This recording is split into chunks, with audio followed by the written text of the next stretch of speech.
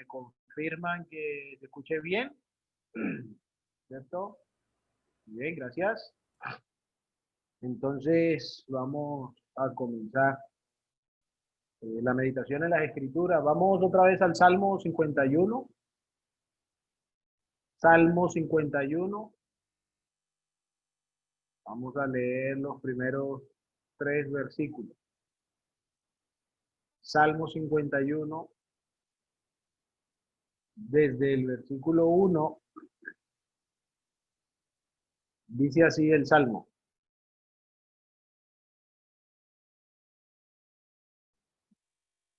Que nos ayuda a identificar un poco las circunstancias que rodean este salmo. Al músico principal, Salmo de David, cuando después que se llegó a Betsabé, vino a él Natán el profeta. Entonces estas son las palabras de David. Ten piedad de mí, oh Dios, conforme a tu misericordia, conforme a la multitud de tus piedades, borra mis rebeliones. Lávame más y más de mi maldad y límpiame de mi pecado. Porque yo reconozco mis rebeliones y mi pecado de mí. Vamos a orar una vez más. Padre de la gloria, gracias damos por tus misericordias para con nosotros. Gracias, Señor, porque eres grande, eres bueno. Gracias porque eres un Dios justo, pero también perdonador. Gracias te damos porque has querido buscarnos, porque nos has llamado y continúas llamando al hombre hacia ti, para que venga a la comunión contigo, para que sea restaurado a la vida, para que reciba el perdón de los pecados y el don de la vida eterna. Gracias, Señor, porque eres tú quien ha tomado la iniciativa. De otra manera, nosotros no hubiésemos vuelto nunca nuestros rostros a ti. Gracias, Señor, por tu palabra, porque es ella la que enseña, la que instruye, rogándote que tu Espíritu Santo la use conforme a tu voluntad, que la haga clara, comprensible a cada corazón, que muestre a cada uno la necesidad que tiene, particularmente aquellos que aún están en tinieblas y necesitan un Salvador, queriendo que haya gozo en los cielos por pecadores arrepentidos, queriendo que más y más personas sean añadidas a tu pueblo, que más y más personas valoren el sacrificio magnífico de nuestro Señor Jesucristo en favor de los hombres. Guíanos, Señor, en esta noche para hablar tus palabras. Usa tu Espíritu para dirigir nuestra boca de manera que no haya tropiezo en nosotros y que lo que se diga exalte y honre el nombre de nuestro precioso Salvador. Y sirva, Señor, de estímulo al corazón que aún no te conoce para venir a un encuentro genuino contigo. Guíanos, Padre, te rogamos, sé tú glorificado, el poder tuyo, Señor, sea manifestado para que todos podamos a una adorar y bendecir tu santo nombre. A ti, Señor, encomendamos nuestras vidas y este tiempo en el nombre precioso de Cristo Jesús. Amén. Muy bien, hemos estado viendo en el Salmo algunas cosas en cuanto a la actitud de David frente a su pecado, cuando el Señor le confrontó con su pecado y él se arrepintió delante del Señor por lo que había hecho. Tomó una mujer que no era la suya para sí, mató al esposo de ella luego. Y hemos visto la sensibilidad del corazón de David, cómo David ha clamado al Señor primeramente, Versículo 1 vimos amor por misericordia y perdón. Luego en el versículo 2 miramos cómo David está deseoso de ser limpiado, de tener pureza, de disfrutar pureza y santidad.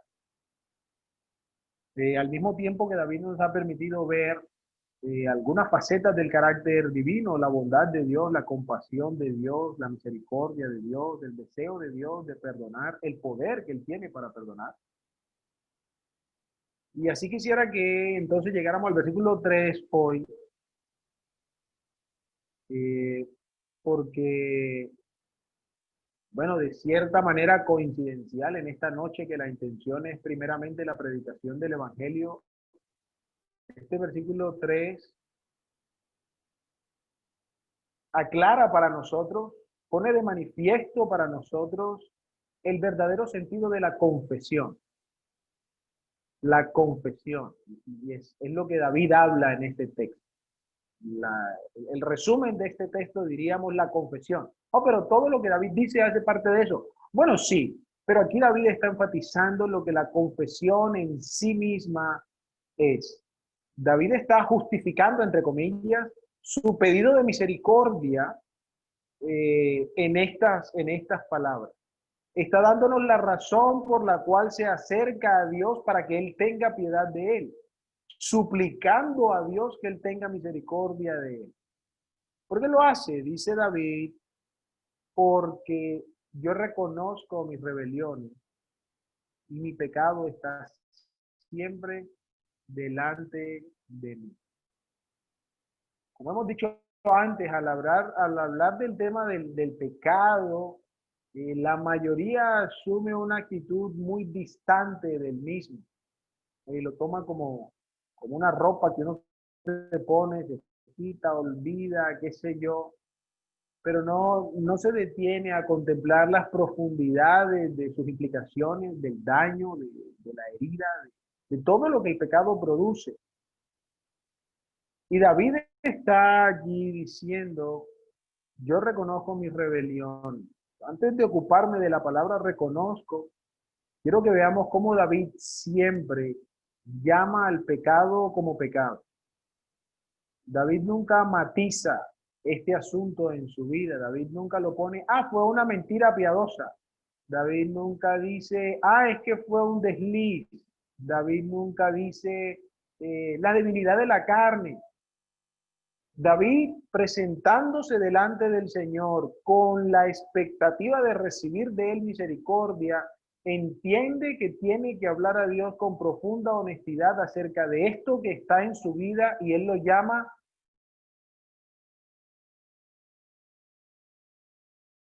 pecado. La palabra rebeliones ahí. Es supremamente interesante porque habla de uno que voluntariamente se ha desviado de un camino de rectitud. Miren, David no trata de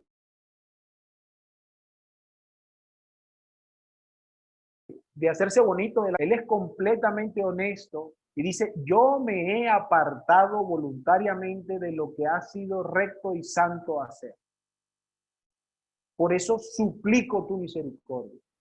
Porque como decíamos la vez anterior, aparte de las misericordias de Dios no hay esperanza. Dice luego, y mi pecado está siempre delante de mí. Un asunto importante en la vida de cualquier persona respecto al asunto del pecado es tomar al pecado como tal, como pecado. He repetido en ocasiones que cuando la mayoría de la gente reconoce que es pecadora, lo que quiere decir es sí, no soy perfecto. Cuando la gente reconoce, y usted peca, sí, yo peco, no, es que todos somos pecadores. La gente realmente no está entendiendo o no está considerando la profundidad de la corrupción de su corazón, sino que lo que están diciendo es,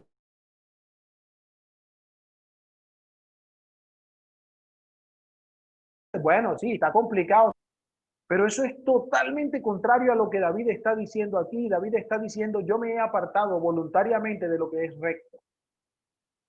Y no lo está escondiendo, no lo está maquillando y no lo está diciendo como, bueno, Señor, todos lo hacemos. Yo reconozco mis rebeliones y mi pecado está siempre delante de mí. Y eso es precisamente la esencia de la confesión. David dice, yo reconozco. Y aquí la palabra no es, no es identificarse con alguna realidad de manera intelectual, digamos. Usando el mismo ejemplo ahorita, hablar a persona y le decimos, ¿usted es pecadora? Bueno, sí, yo peco. Están asimilando o están dando veracidad de algo, pero con lo que realmente no sienten ningún tipo de compromiso. ¿Es verdad? Bueno, sí, es verdad. Y ya. No, no va más allá que eso. Pero aquí la palabra que usa David para reconocer no tiene que ver únicamente con una noción intelectual de algo. Tiene que ver con la observación, con la reflexión, con ese conocimiento que se adquiere por la vivencia, por la experiencia. Entonces David miraba adentro y decía, definitivamente, apartarse de lo correcto es una tendencia que está en mi corazón. Es un asunto que habita en mí, Señor, y entiendo que es cierto lo que tú dices, que está mal delante de ti. David no simplemente está teniendo una, como decía ahorita, no una declaración intelectual, sino un convencimiento espiritual. Él entiende las profundidades de esta declaración.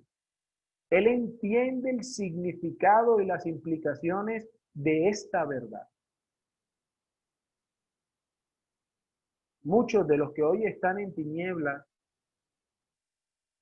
no vienen a Cristo porque consideran que el pecado no es tan malo, porque consideran que son suficientemente buenos, porque consideran que hay una cantidad de elementos en su vida que Dios podría tener en cuenta para darles un buen fin, para al fin lograr lo que desean. Pero eso no está en la escritura, porque la descripción que Dios hace del hombre es que el hombre es entero en su corazón. Eso no quiere decir que el hombre no pueda tener un acto bueno, que el hombre no pueda realizar una misericordia a otra persona. Pero si el corazón en algún momento refleja pecado, eso es prueba suficiente de que de eso está lleno el corazón. Confesar nuestros pecados delante del Señor, confesar incluso, como dice Romanos 10, a Cristo como Señor, va más allá que simplemente decir algo o que reconocer una verdad. David está aquí profundamente convencido en su espíritu de que está lleno de pecado. No es que solo Natán le dijo, tú has pecado contra Dios, y David, tienes razón. Y se fue como si nada.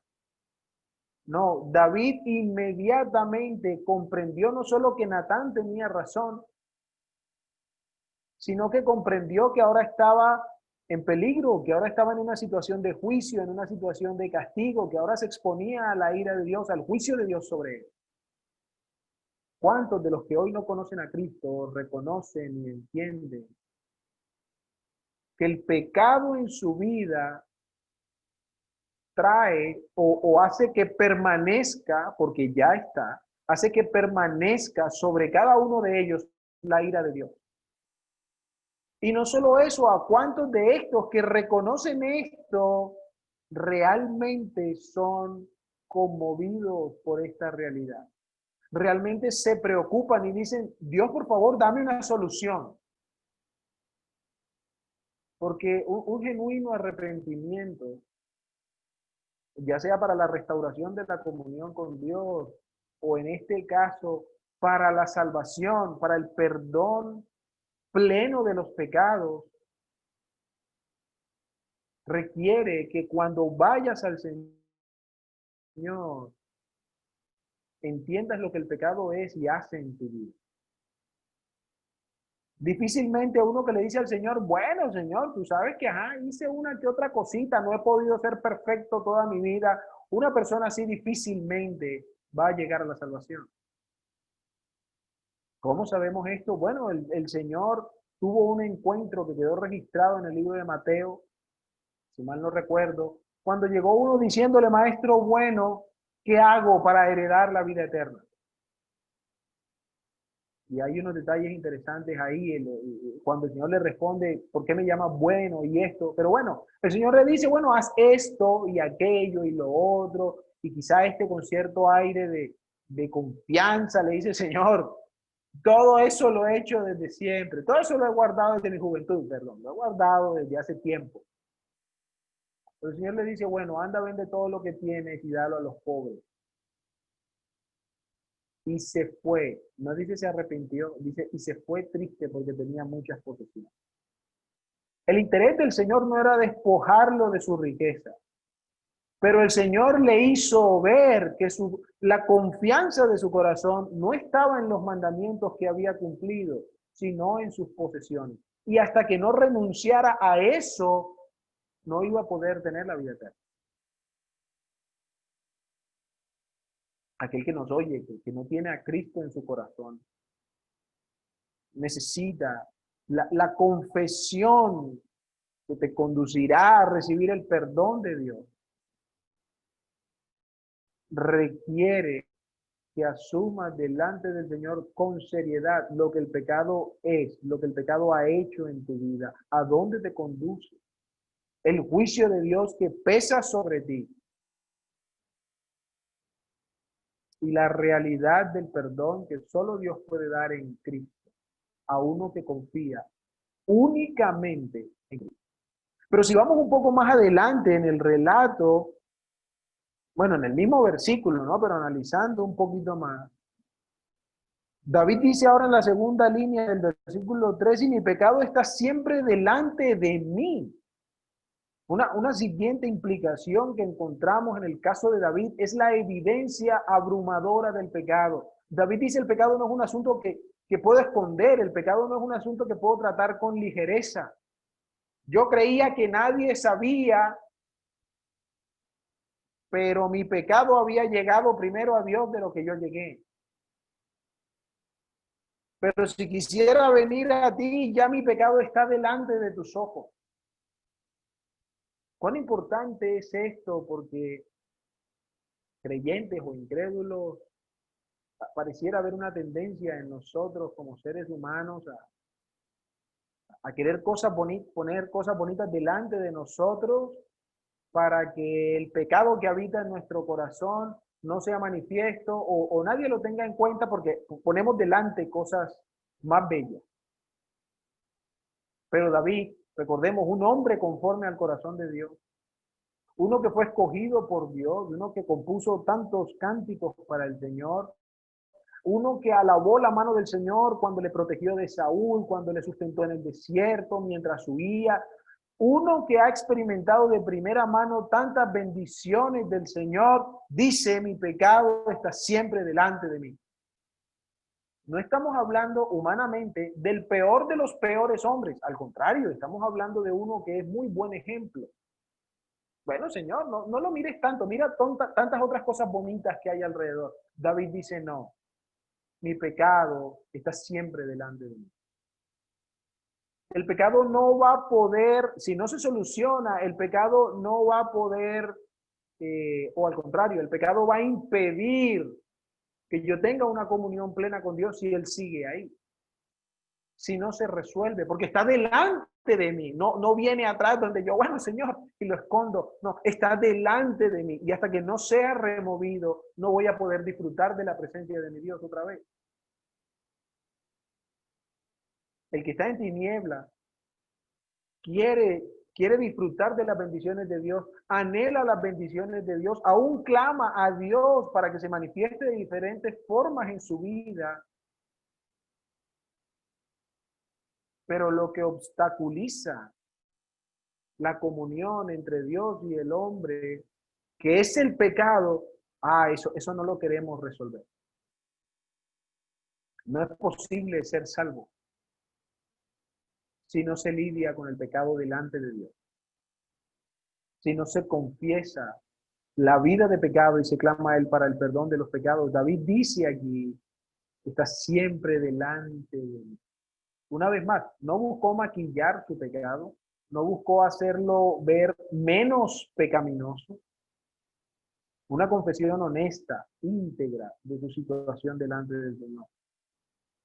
Pues la siguiente cosa que quisiera mirar para terminar, porque siempre en el fondo David tiene una noción de quién es Dios que nos lo deja ver a través de las cosas que escribe, que son la razón por la cual él actúa como lo hace. Y en este caso, David está presentando a Dios como un Dios de autoridad, como un Dios cuya palabra es verdad, cuya palabra necesita ser recibida y necesita ser acatada. Y el que así no lo hace, está en oposición contra él. Porque es lo que la palabra rebelión que él usó antes indica.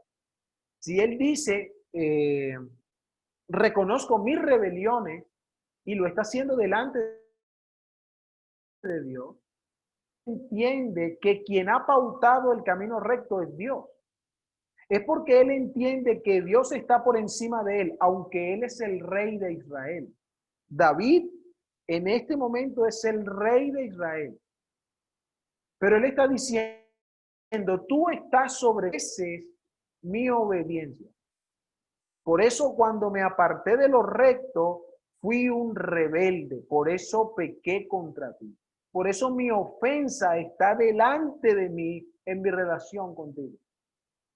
Entonces David está presentando como un Dios, no porque haya más, pero está presentándolo como un Dios que es absoluta autoridad. Es un Dios cuya palabra es cierta. Que si Dios le dice a David por medio de Natán, pecaste, entonces no sé que ha pecado. No solo porque lo ve en su vida, sino porque es el dictamen divino. Reconoce que la palabra de Dios es cierta, que Dios no se equivoca y que necesita actuar según la revelación que Dios le da.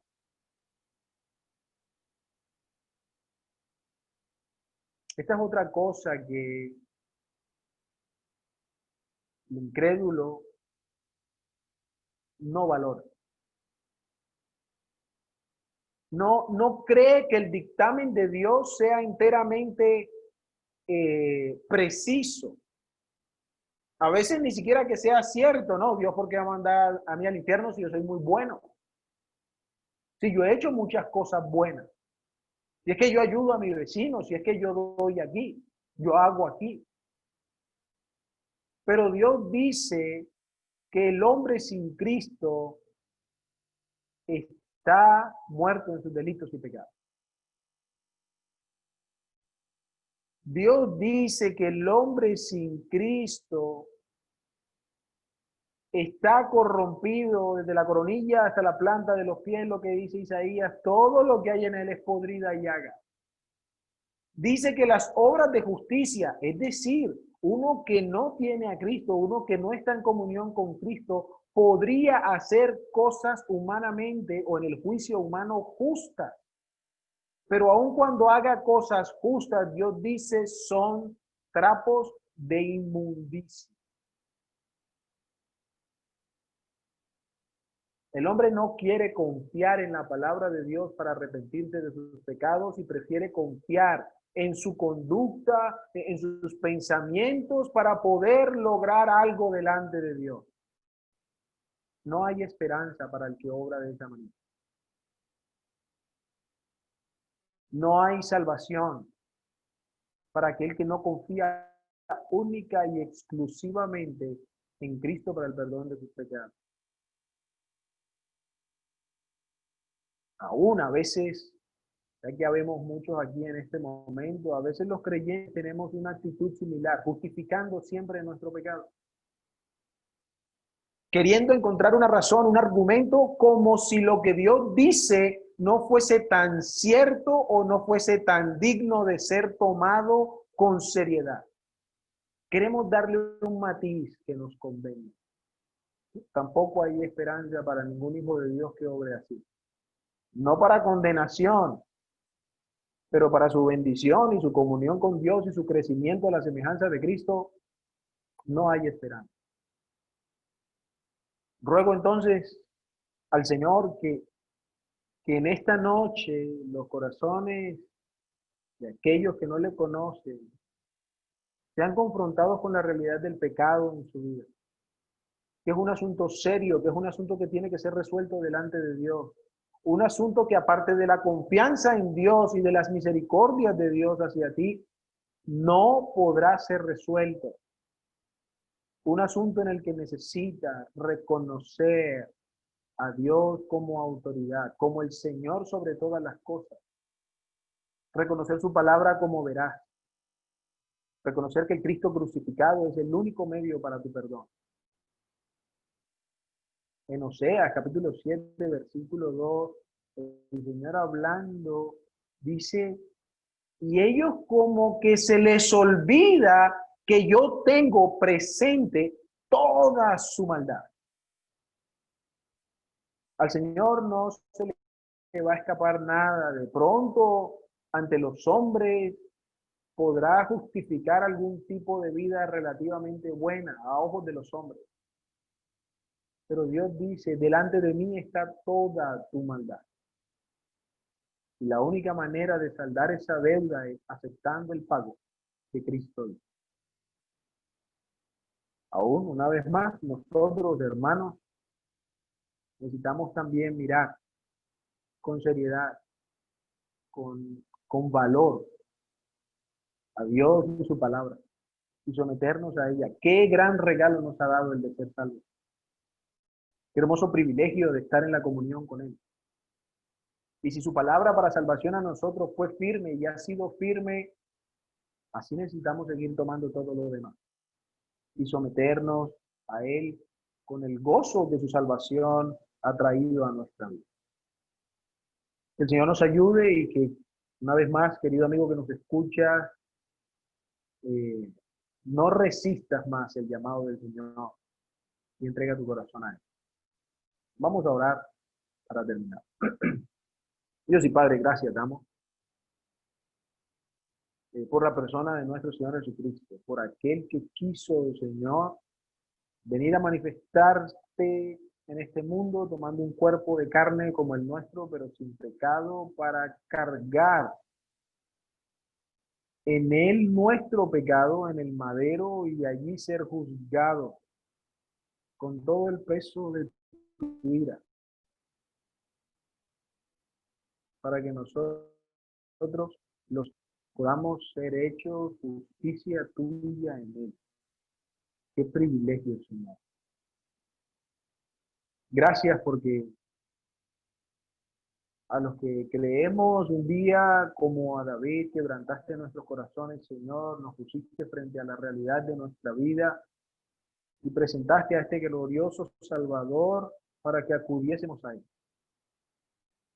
Y gracias aún te damos, Señor, porque hoy sigues haciendo lo mismo a través de tu palabra, llamando a los que están en tinieblas, llamando a aquellos que aún no han rendido su corazón a Cristo para que entiendan la vileza de su pecado, su condición desesperanzadora sin Cristo, proponiendo delante de ellos también al único que les puede dar vida y esperanza, a Cristo Jesús nuestro Señor. Rogamos que los corazones que están en tinieblas no persistan en su rebeldía, sino que sencillos y humildes se vuelvan a ti arrepentidos, confiando en el perdón que les ofreces en Cristo, confesando, Señor, que necesitan este Salvador. No como palabras que salen simplemente de un ejercicio intelectual, sino como unos que ven el peso de la condenación sobre sus vidas y la gloria del Salvador que les llama y acuden a Él con sinceridad. Gracias, Señor, te damos por tu palabra. Gracias por este tiempo. Gracias porque en medio de las dificultades que vivimos, aún tu palabra sigue proclamándose, aún el conocimiento tuyo llena, Señor, va llenando la tierra. Y que rogamos que ojalá en esta noche almas sean salvas y aún que tu pueblo sea constreñido por este amor tan profundo que hemos recibido. Y vamos, Señor, en temor, como dice tu palabra, todo el tiempo de nuestra peregrinación, con absoluta reverencia, adoración, en santidad, porque tú eres digno de ellos, Señor. ¿De qué otro como tú? Te alabamos, te glorificamos, en el nombre precioso de Cristo Jesús oramos. Amén.